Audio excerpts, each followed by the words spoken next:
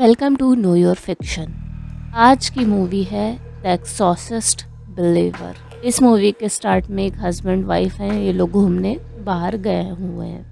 ये husband photos ले रहा है और इसकी वाइफ एक जैसे जो रिचुअल होता है वो करवा रही है। इसका जो बच्चा होने वाला है उसको ब्लेस करने के लिए, थोड़ा सा वूडू टाइप में है। फिर बात का सीन होता है, अर्थक्वेक आ जाता है। ये जो वाइफ है ये होटल में ही रहती है और ये बाहर रहता है।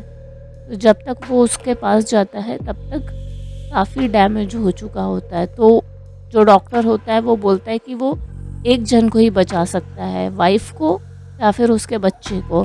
13 ईयर्स लेटर, 13 साल बाद ये जो आदमी है विक्टर, ये अपनी बेटी के साथ रहता है जॉर्जिया में, और इसकी बेटी का नाम एंजेला है। एंजेला अपनी माँ का सब सामान देख रही होती है तो उसका फादर बोलता है उसके स्कार्फ वगैरह को तो मत पहनो। वो जो विक्टर है उसका जो फेथ है, भगवान पे विश्वास, वो ख़त्म हो चुका है जब से उसकी वाइफ की डेथ हो गई है।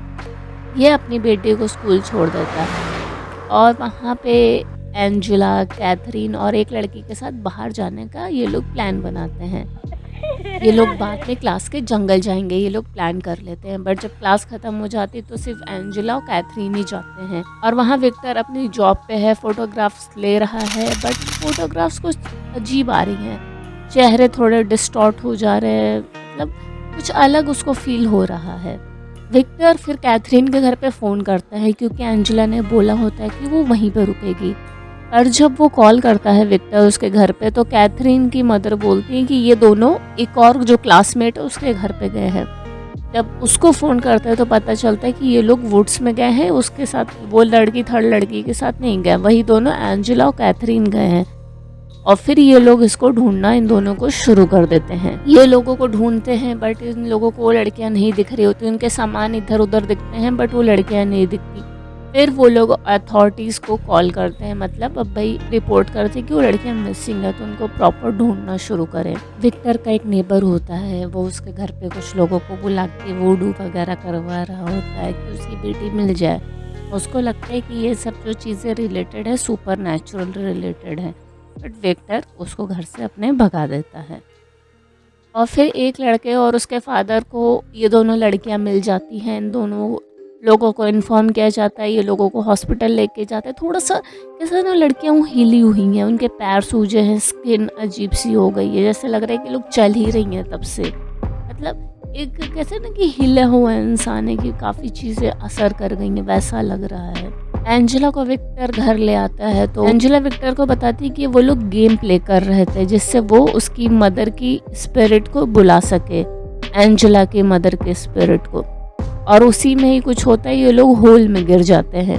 एंजेला अजीब बिहेव करने लगी है, किसी को भी कुछ भी देख के बड़बड़ाने लगती है, उसको लगता है कि कुछ दिख रहा है, कुछ है।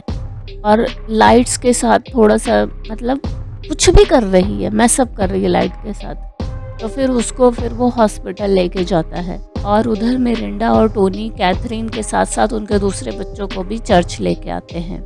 वहाँ पे जो पास्टर है वो गॉड को थैंक्स बोल रहा है कैथरीन के रिटर्न के लिए। कैथरीन थोड़ी सी मतलब जैसे अजीब बीमार लग रही है, वहाँ से वो निकल जाती है, फिर वापस आती है, ब्लड ब्लड ब्लड उसके ऊपर हुआ है और ऐसे बकवास करने लगती है जो वहाँ पे जो जैसे बाइबल के जो वर्सेस हैं उनको इधर उधर करके बोलने लगती है। और फिर ये काफ़ी बीमार हो जाती है, बेड पे ही रहती है कैथरीन।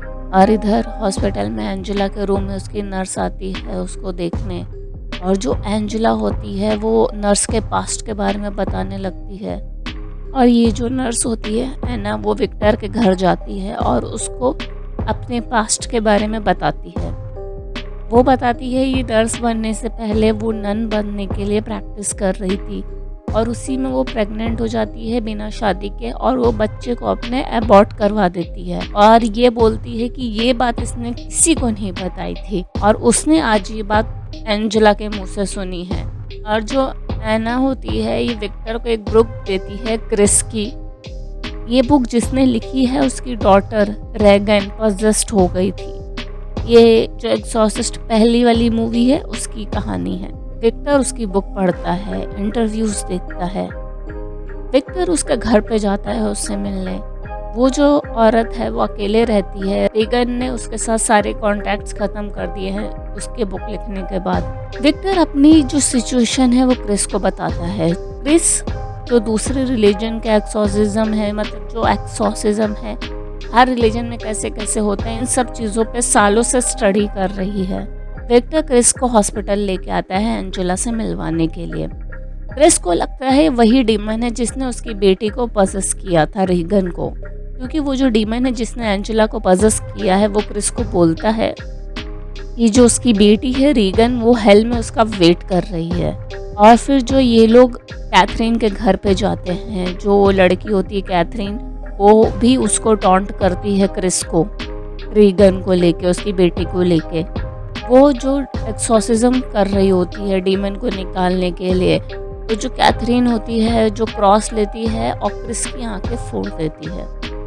विक्टर बहुत माफ़ी मांगने लगता है जो हुआ क्रिस के साथ, क्योंकि वही लेके गया और उसकी आंखें चली गईं। बट क्रिस को इन सब चीज़ों से कोई फ़र्क नहीं पड़ता और उसको कोई रिग्रेट नहीं है कि वो गई, उसकी हेल्प करने की उसने कोशिश की। जो एना होती है उसका एक फ्रेंड है फादर मैडॉक्स, उससे वो बात करती है, जो कि जो कैथोलिक चर्च है उससे अप्रूवल लेने की कोशिश करने लगता है एक्सोसिज्म के लिए। कैथरीन के भी जो पेरेंट्स होते हैं वो इनके जो पास्टर फ्रेंड होते हैं डॉन रेवेंस से बात करने लगते हैं।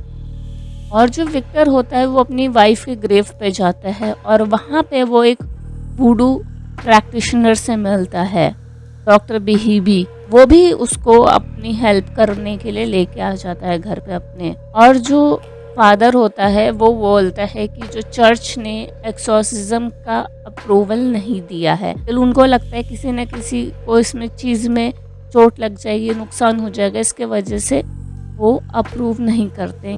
विक्टर, मिरिंडा और टोनी ये सब लोग ग्रुप को ऐड कर लेते हैं, अपना ले आए हैं और एंजेला और कैथरीन को एक साथ एक ही घर में बांध दिया है चेयर से, और वो चेयर्स को नेल के थ्रू जमीन में ही गाड़ दिया है और एक सर्कल बना लिया है और पूरा रेडी हैं ये लोग एक्सोसिज्म के लिए। एक्सोसिज्म यहाँ पे शुरू हो गया है और इसी रिचुअल में एक जो डीमन होता है वो एंजेला को पजेस करके एंजेला के थ्रू बोलता है, रिवील करता है ये बात कि विक्टर ने सालों पहले अपनी बीवी को बचाने के लिए डॉक्टर से कहा था, बट वो नहीं बची, इसकी बच्ची ही बच गई। फिर एंजेला की असली आवाज़ में आके वो अपने बाप को चिल्लाती कि तुम ऐसा कैसे कर सकते हो।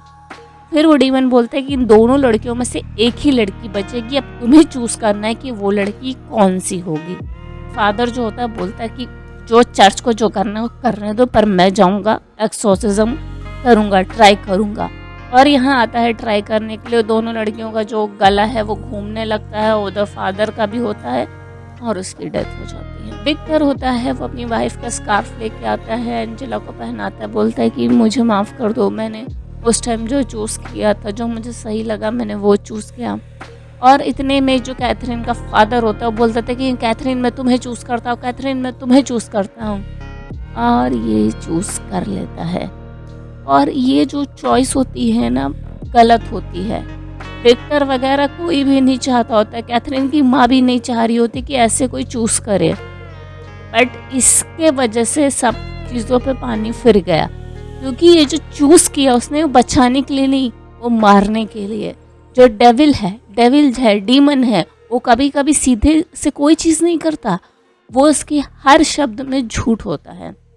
उसने बोला था कि तुम चूज़ करो तो उनमें से वो लड़की बच जाएगी जिसको तुम चूज़ करोगे, बट होता है यहाँ पे उल्टा है। कैथरीन की डेथ हो जाती है, एंजेला बचती है।